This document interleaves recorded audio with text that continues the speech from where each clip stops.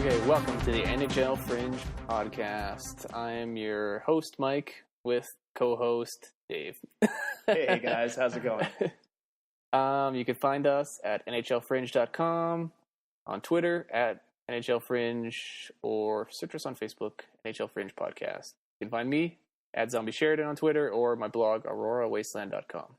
I really have to concentrate when I'm going through that so that I say the right things. It's a lot to get through. Yeah. You can find me on Twitter at David Ron, RONN. You can find my website. I'm just going to start calling it my website. Hopefully you guys are starting to hit it by now. Theguysfromblank.com. Watch our sketches. Read my blog. Read Sean's blog. Search, enjoy. Also, if you really want, listen to our other podcast, MJD podcast. There's this other third guy we do a podcast with. He's kind of weird. He doesn't like hockey. No, he's too cool for it. He likes the stupid football and not the good football. But he also likes baseball, so we'll give him that. Anyway, this true. is not a baseball blog. It's not it's a hockey blog. So, Jake and I will start our baseball blog. Okay, well, for the listeners who don't listen to the podcast, you fucker. Yeah. For those of you who don't listen to the MJD podcast, I am writing a zombie book, a novel. Takes place in Edmonton. We are going to work out a scenario related to it. My book doesn't cover anything hockey related. There are no Oilers in my book. So we're going to pretend we're... You just lost yourself a lot of readers right there. That's true. I mean, there is. There's a hidden chapter. We're writing it right now. Okay. We're at an Oilers-Flames game. Let me give you the rules for my zombies. Okay, first of all, I have to assume that the Flames are winning, because the Flames rule. Well, we'll see what happens. Okay. In my hockey game, or in my zombie book, fuck hockey game, 99% of the world turns into zombies in a second. So, if you happen to be one of the lucky 1%, depending on where you are, you could be severely fucked. So, Dave. So eventually you're going to be part of that 99% anyway. Exactly. You are one of the Flames. You're sitting on the bench next to Monahan. Monahan's on one side, and Brian Burke's behind you. So he's moved from his position to GM/coach. That's right. I like it. Yeah, okay. And he's just not zombified. That's okay, right. Yeah. The event happens, okay? Okay. 99% of the people are zombies. Yeah. You are not. What's your zombie plan? I am the 1%. You are the 1%. So does that mean that I'm the only... You're the only Flame. The only Flame? Or how many people in this building are zombies? Okay, so there's 20,000 people, let's say, just for easy math. Roughly, yeah. And let's say that out of 20,000... So, okay, well, if it was 100, one person would be survived, so 20,000 is what, like 200 people? 20 people? Yeah, okay, that makes I can't do math, so it's either 20 or 200. We're of the podcasters. Yeah. We're not. 20,000 times 0.1.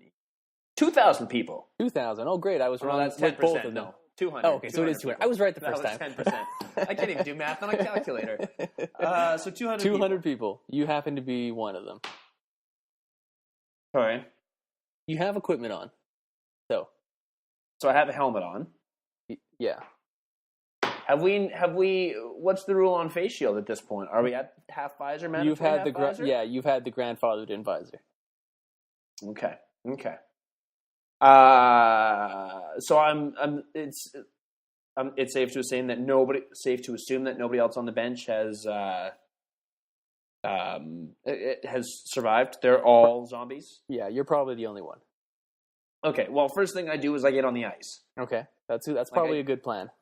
Yeah, because if I'm still able to skate and zombies are coming after me, I feel like zombies can't walk on ice. I would give you that. They're not the most graceful people at the people. They're not the most graceful. No, they're usually like full out. Times. Like they're not holding anything back, so they're running at you like 100%. Yeah, so if that's the case, I'm jumping on the ice and just letting them come after me. Okay, but at a certain point, they're going to start climbing over the glass. They're going to break the glass, and there's 20,000 of them. Yeah. No, I get that. Okay, so I think because it would take a while for them to get over the glass, you try and let the ones on the bench come at you. Okay, that's fair. Good plan. as they do, they're going to slip and fall on the ice. Either I skate around them or I take my hockey stick and I just start going to town on zombie heads. That sounds really. You do have like that carbonite shaft or whatever, so. Yeah. Well, do you remember when we were kids, they had the My Buddy dolls? They were like 2 feet tall and they had the plastic heads. Yeah. And Yeah. I had one of those and I chopped its head off with a hockey stick. Did you really? Yeah. Did your parents send you to therapy after that? No, Dad put it back on, and he's like, if you do that again, you're not going to get it back. I'm like, okay, well, I won't do that again. Fair enough. But clearly, I was practicing for the zombie apocalypse when I'm on the ice, and everybody else turns into zombies. So I'm going to town, chopping heads off, basically trying to clear the bench so that I can get through the tunnel. Okay. And then, hopefully, I don't know, get to the dressing room, grab my car keys, and run off. I mean, I'm in skates. Yeah, that's not true. Not going to really worry about running on concrete because it's not like I'll be skating again. That's true. Yeah, my blades. I got to take these off. Yeah, I'd probably grab a second stick so I had reach with both sticks. Okay. Maybe I try and run some over with the Zamboni. Yes, that is a reference to ourselves from last week's podcast. So I'm going to run somebody over with the Zamboni because, clearly we demonstrated last week that that's a thing that happens. Yeah. It's totally plausible.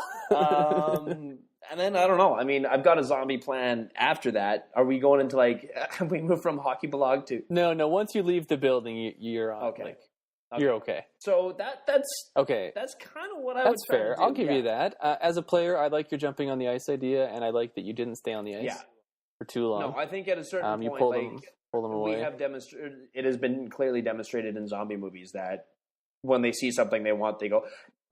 The other thing is, if there are 199 other people in that building who are human, all the zombies aren't going to be turning their focus on me right away. They're going to be going after other people in the stands, right? And then there's people in the upper deck. Yeah. That brings me to my next part. If you're a fan sitting in the crowd, I would think it's very safe to say you are very fucked. Oh, yeah. Because, I mean, unlike the hockey player, they have no equipment on. The only other people I think that stand a chance are the Sportsnet or TSN guys up in the ring. I'm not sure how it works in Calgary. Like in Edmonton, there's like a catwalk that goes all the way around up top. Those guys potentially could be in a good situation as well. Potentially, although there's not a lot of escape there. Well, I know with with Edmonton's, if you it's pretty well secured normally. So I mean, if you're up to it, you can grab your fellow broadcaster, chuck him over the side. I would have no issues chucking Gene Principe out the side. I'm just gonna say that right now. I like that you went for Gene Principe. I was trying to think of Oilers broadcasters. He's the only one whose name I know. Yeah, I was thinking, what's his name from TSN? Ray Ferraro. No, the Cameron Maguire. No, the main guy who does all the draft stuff. Bob McKenzie? Yes, Bob McKenzie. Are you not a Bob McKenzie fan? Oh, no, okay. I am, but I think I would like to just... See, I was just going with people I don't like, so that's why I mentioned... No, I was trying to go for the most popular. Because Pierre... It's like running into Don Cherry up, like zombie Don Cherry up there. You just grab him and you chuck him over the side. No, that makes sense. You could hold up for a while up there and then maybe find your way to the roof. Yeah, maybe. But then you're pretty much... How do you get down and from the that's roof the thing, right? there? Although... I don't think zombies are going to be able to climb. They're not going to think about climbing up to the roof. So you're okay until you start getting thirsty. And then you have to figure out something to do. If I'm sitting in the stands and this happens, if I'm just there watching the game and this happens, I'm screwed. Because A, I'm surrounded by zombies. So I'm pretty sure it's going to be they snap, they turn, all of a sudden I don't even realize what's going on and I'm getting my neck bit. But also, I'm generally pretty drunk at those games. So, well, you won't feel most of it. That's kind of what I figure. It's just going to happen. I'm like, well, this sucks. Looks like I'm a drunk zombie now. Do zombies get drunk? I'm asking you these questions because you're clearly the zombie expert in this dynamic. You're the zombie expert. So yeah. If you're drunk, if you were drunk already into a zombie, does that mean you're a drunk zombie for the rest of your life, or how does that work? Yeah, because your brain. Because alcohol affects your brain. That's why you're. Dear George A. Romero, we have questions for you. That's a good question. Also, can zombies skate? Yeah. I would say, their coordination is just not good enough for that. What's your plan? Okay, say you're playing for the stupid Oilers, and this happens. What do you do? Yeah, no, I like your idea. I know I would maybe go for, instead of back through the bench, if you could get to the Zamboni exit. Yeah, I thought about that, but I don't think they open from the ice surface, do they? No, some of them have a button on the door you can push. Not but all if they don't, like I don't know about you're pretty fucked. But if you get there and it's not there, that's why I went with the. That's true. There's just probably I don't know. I would think there would be more people back near the dressing rooms, because like for Rexall, you go through the bench and then you kind of walk past, like people can see. Like there's like a kind of a restaurant area for people to sit down in the red seats. Yeah, and I think that's the case. But you're gonna have a better chance of survival going that way, I think. Well, plus I'm thinking back to like old school, like crappy ice rinks. Usually where the Zamboni comes onto the ice, it can also go right out the building. Oh, yeah. And, it unloads its load of ice. Now, I know NHL rinks don't do that. They don't like have their Zamboni go right outside. But there must be a door nearby for the Zamboni to get in and out. You would think, right? Yeah. So that would be my idea, if you could go out that way. If not, then you skate a lap and have them chase you. And you do your 100-lap charity thing until you get eaten. Do your victory lap. I'm the 1%. Yeah. I'm the 1%. slash. Well, that's an interesting scenario. Of course, in the last 3 weeks we've done. I don't even know what we did the first week, but last week we did. We did Jesus, or no, God. Sorry, God, Hitler, and then zombies. Good. I like the theme here. I can't wait to see what you have next week. We walked the line so much better the last couple weeks than the oral sex from the first week. Everybody knows you can make fun of God and then Hitler and then oral sex. You just gotta build your way up to it. Let people know what they're in Exactly. for. We went the wrong order. Yeah. Oh well. You live, you learn. I won't make the same mistake with my baseball podcast. You'll save your oral sex podcast till the fourth one. Well, oh man, there was just so many things I could have gone with right there. I'm just gonna say okay. I'm not touching that one. All right. So the last couple of weeks we've talked about some pretty fun stuff. Oh boy, do I have a story for you, Mike. Oh, all right, I'm ready. Boy, do I have a story for you. So last week I was on that. I can't remember which site it was, but I told you about the one where the guy got hit by the Zamboni and everything like that. All those stories were responses to this one, but I wanted to save this for this week because this one was just amazing. So this happened on, it appears to be December 15th, 2011. Okay, so not that long ago. A couple years ago. Came from a senior men's league in Massachusetts. Okay. Earlier today, the most intriguing athlete bio in the history of athlete bios made the rounds.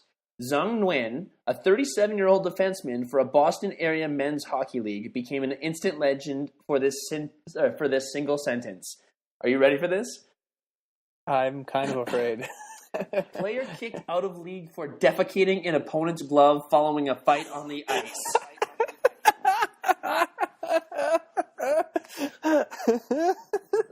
Is this did I write this?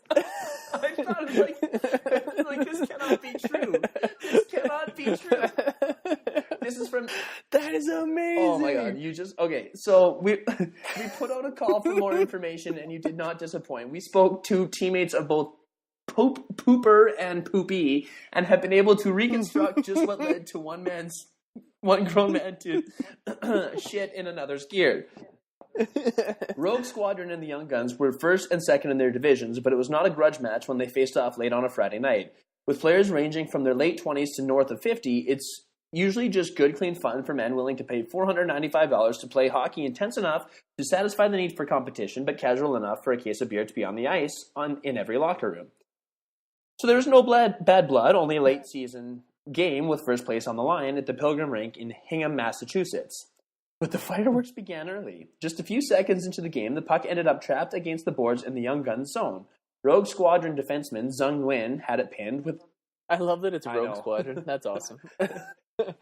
He had it pinned with Young Guns D-man Dave Birmingham trying to poke it free. Nguyen gave Birmingham a few pokes to the ribs with the butt of his stick. Burmy responded in kind, and the gloves came off. This was rare in itself. The, quote, D level is reportedly one of the more goonish leagues in the NESHL, and the 41-year-old Birmingham is described by a teammate as a meathead who's always looking to scrap. But because fighting is outlawed and grounds for immediate ejection, it is very rare to have an honest bare-knuckled fight. Nguyen, who had zero penalty minutes before this game, wasn't a fighter. A former teammate says he was never particularly crazy, and there are 50 other guys in the league he'd have pegged to pull something like this before Nguyen. Sometimes you catch a guy on the wrong day. Both sides say Birmingham won the fight clearly, quote-unquote, beat the crap out of him, to use one's unfortunate phrase. Both players got unsportsmanlike conducts and game misconduct. Their nights were done. As they skated back to their respective locker rooms, a still furious Nguyen hurled... I thought you were going to say dropping rooms. Pun unintended. A still furious Nguyen hurled one of Birmingham's gloves over the glass into an empty section of seats. That was supposed to be the end of it. Guys get into it, one Road Squadron player said, and they move on. It's just rec league hockey. Just after the second period began, Nguyen emerged from his locker room and went into the seats where he had thrown Birmingham's glove. Teammates thought Nguyen was going to see his girlfriend who had come to watch him play. This is even better, is that his girlfriend was there when this happened. She was there. Oh, she was not his girlfriend after this. No. Soon after, he went down to the corner of the arena, a semi-secluded area where the Zamboni enters the ice. Young Guns players on the bench saw him squatting there, but didn't think anything of it at the time. He then returned the glove to its original spot in the seats. Midway through the second period, Birmingham came out of his locker room, had showered and changed, and was ready to crack open a beer, but needed to collect the last of his scattered equipment. You were going to say crap open a beer, weren't you? I can't help it. Freudian slips just happen when you're reading a story like this. Those gloves were nearly new. This was the second game he had worn them, and the price tag was still on. Burmy went into the seats where it had landed and picked it up and put his hand in. No way! Inside, shit. Fresh, wet, warm, pungent human shit. Birmingham held the glove at arm's length and immediately ran alongside the dasher to hand it to a referee. He then stormed off to the locker room. Burmy knew he needed to get out of there or he would have killed the guy, one says, and he probably needed to wash his hands. The referees immediately declared the game a forfeit win for the Young Guns. At a league meeting the next morning, the NESHL banned Nguyen for life with no refund on his entry fee. Since he was signed up for 3 teams at once, he was out $1,500. No way.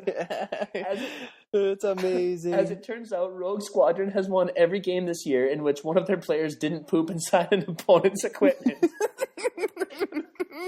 They led the Young Guns by a single point in the standings with just 2 games left to play. In their first game following the incident, Rogue Squadron passed the hat in the locker room to buy Birmingham a gift card for a sporting goods store. They heard he needed new gloves. And then, if you have a strong stomach, the update is one of Birmingham's teammates sent us a photo of the infamous glove. And so I'm looking at it. It looks awful. So not only is this legitimate, but there's a photograph to prove it. No, somebody took a picture of that. I guess that would be in the time frame of people having like phones in their cameras and stuff.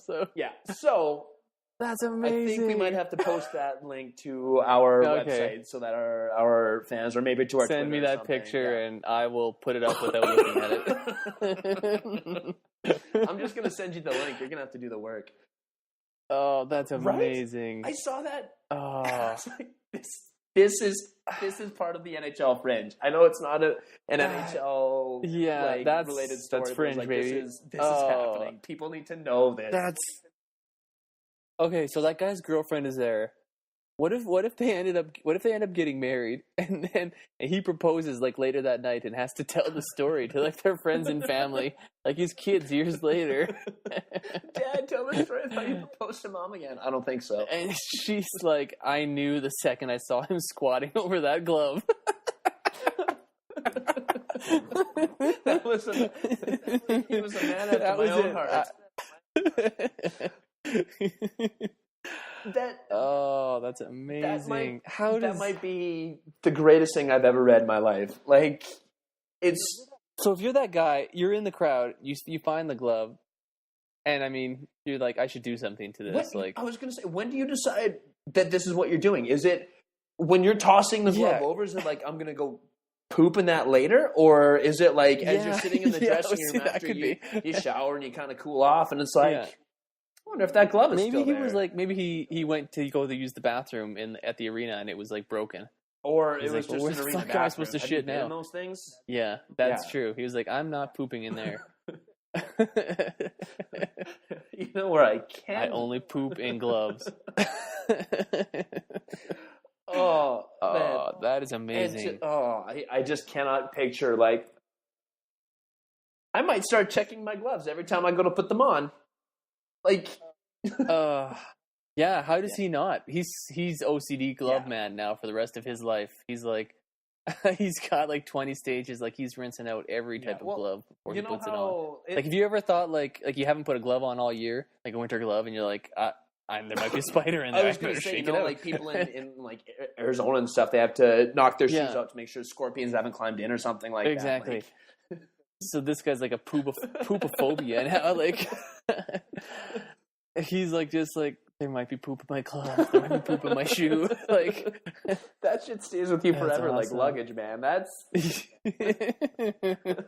no pun intended. Oh man, that's awesome. So these are real stories, people. Wow. If you guys think you have anything that can top somebody pooping in a glove, hit me up on Twitter. Let me know. And also, I think this might be our last episode. We can't beat that. Thank you guys. It's been a fun 4 episodes. We are going out in poop in a glove because that is the pinnacle of the NHL Fringe podcast. Join us next week, where I believe, who is our guest next week? Well, again, Burke and Hitler canceled. Come on. I mean, Burke I kind of understand, but Hitler, come on. He's better than that. Yeah, that's kind of a dick move, right? Yeah. Like, but Ovechkin heard the podcast and wanted to throw his 2 cents in about Russian hockey and what would happen if Hitler took over. So I think he's coming in next week to talk about that. So I think it's Alex Ovechkin. Oh, great. That's awesome. I talked to his people. So. That's great. We also have current Edmonton Oiler Taylor Hall coming on to tell us about his story about when he pooped in a guy's helmet. Yeah, so that sounds like good listening. So until then, keep. See you guys next week.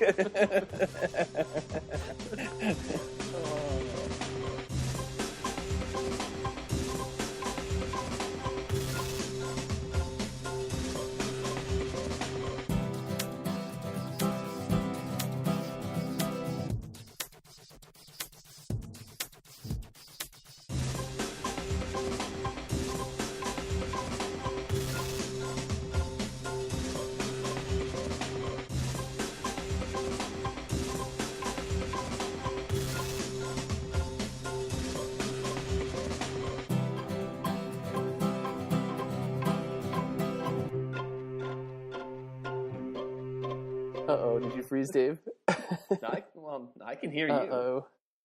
Dave. I can hear you, Mike. I can hear you. Uh-oh. Uh-oh. You still there? Mike. Dave? Mike. Your face is frozen. Head. Oh, no.